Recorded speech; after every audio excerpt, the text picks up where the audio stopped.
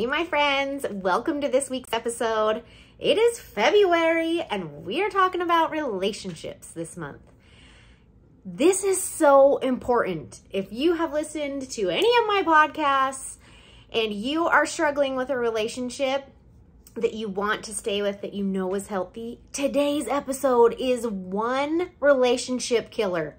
Don't do this. So before I share what that is, I want to say thank you for watching. If you're seeing this on YouTube, like, comment, subscribe to my channel. As my little 11-year-old would say, Mom, you need to start saying that. Hit the bell for notifications.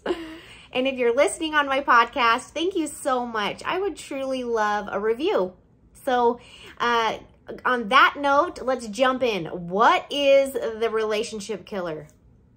It is what I like to call the tally mentality, okay? Now, I know you have to be guilty of this. We all are.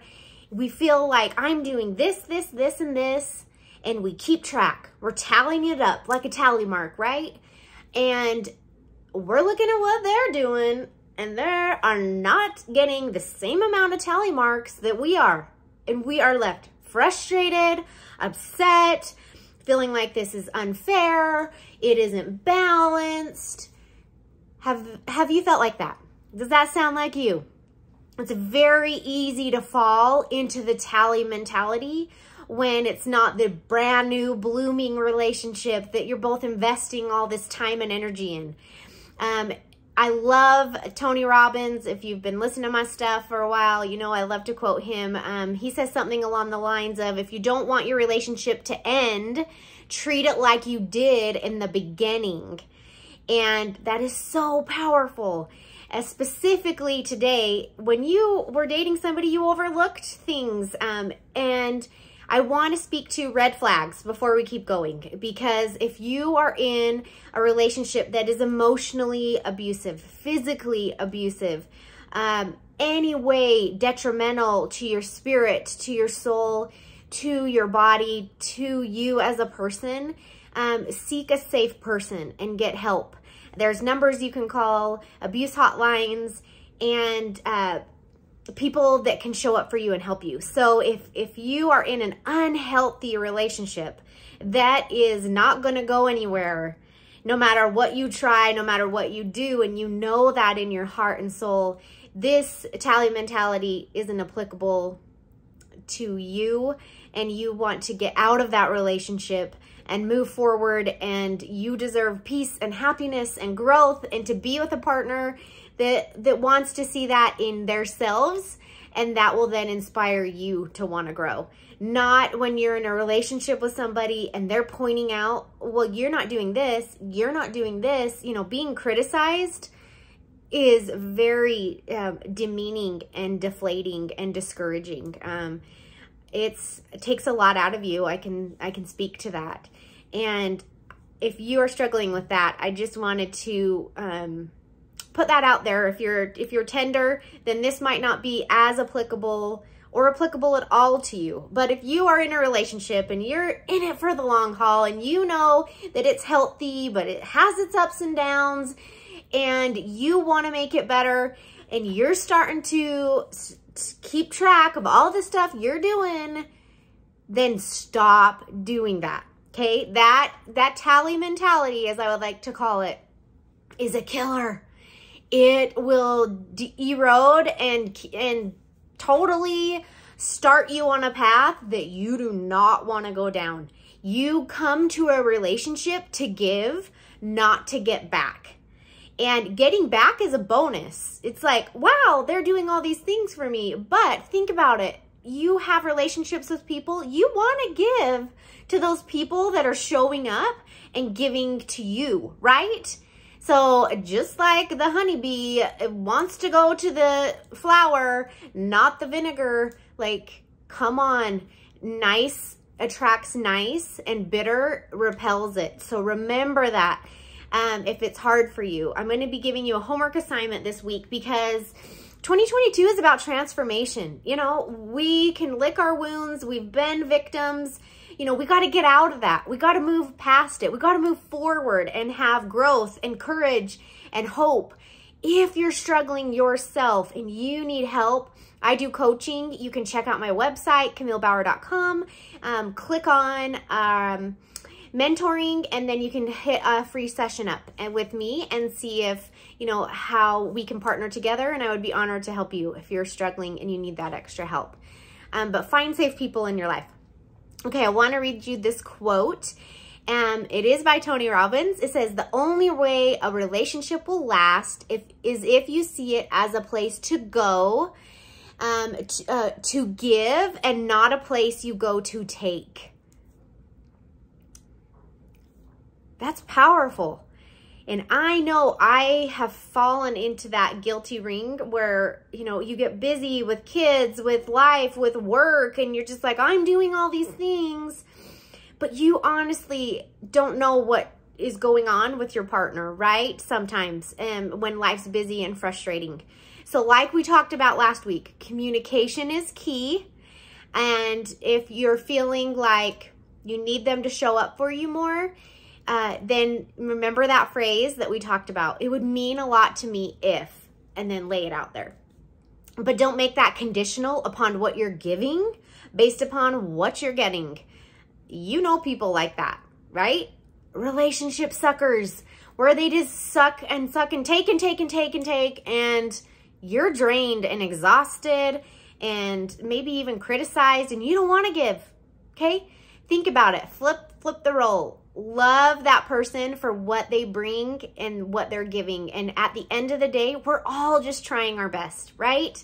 Unless you're in some toxic, bad relationship, we're all just trying our best. And if we can remember that, then you will not fall prey to the trap of the tally mentality. If you're in the tally mentality, how do you get out of it? If you're like, okay, yeah, that sounds like me. I've raised my hand. I'm guilty of that, which we all have been or are at times in our lives. What you can do is write down a list of what you love about that person. Just pull out your cell phone. If you're not driving, punch down, you know, your top 5, top 10 things you love about that person and you love that they do for you or do for others. And every time you feel tempted to go to that tally mentality, like, I'm doing this and they're not even doing that. I'm doing this. Anytime you start to like mentally, because it's natural. You're not abnormal. You're not a horrible person if your mind starts to go there. But you are the boss of your thoughts. You are the boss of telling your thoughts where they're going to go. So when you have that thought pop into your mind, you kick it out. And how do you kick it out? By instantly going to that list that you've made. And if you're struggling to make a list, then that's a different sign. But then just memorize those couple things that you adore and you love about that person.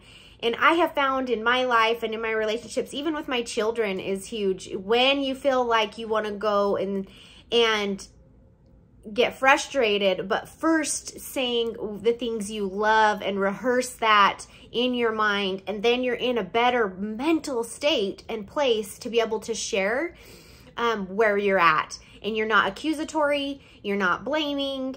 So come out of it with love. And if you approach everything with love, you will get back what you give. And if you're not, then there's something else you should be doing. Thank you, next. And it's so important to just give your heart and you won't regret it. How many times have you said something snarky and mean and exactly what you could have written in a script that you were so proud of yourself, and then you couldn't sleep good that night and you felt bad, horrible, right? If you are honestly trying to be your best and you love people, giving them love is powerful. And especially your tribe, those people that are in your life for a reason. I mean, I know as moms, we get spread really thin sometimes, or not even moms, just us in general with life, with everything going on. We get spread thin. So we got to really protect who's in our tribe But if those people have deserved a spot in your tribe, don't tally what they're doing. Give them love, and you will get back in return even more than you could have ever expected. And remember that powerful statement. It would mean a lot to me if you're feeling let down, if you're feeling a little low, remember that powerful phrase that we talked about last week. Use that if you're hurting and there's a major need not being met. You do need to communicate and talk about that. So let's recap. So with your homework, you're going to go write down a couple things you adore and you love, and even do that with your children, people that are close to you in your life. And when they do things that irritate you and bug you, go back to that list and train your thoughts to go there, and you will always be able to be in a better mental place to give back love when you're not falling prey to the tally mentality, because that is bad. The more you get back, the more you're giving to start, okay? So that is your homework. I wanted to touch a little bit on, since I've been reached out to a lot about people that are in a relationship with people that have lost somebody or been divorced. If you're in a partnership with somebody and it's worth staying around, keeping them in your tribe, and they're emotionally draining to you at times because they're dealing with a lot on their plate, remember the things you love and admire about that partner. And remember that relationships and people in their lives go up and down, right? And when you are consistently showing up for that person who's emotionally low, your time will come. And if you're not tallying and you're giving your heart and you're showing up for them, then they will be able to show up for you when you're low. That is what relationships are about. That is what a good, healthy, growing relationship is. When you can be there for them when they're low. So if you are gingerly walking around raw emotions and hard things with a partner that they have experienced in their past, but they're willing to not be a victim, but they want to move forward and grow in love with a new relationship, just remember to be tender and think of the things you love and admire about them and why they're in your tribe. So just a little bit of a redirection for those who are in a relationship with somebody, divorced or widowed, widower. I get you, I feel you, but we're worth hanging in there for. We can love really deep. And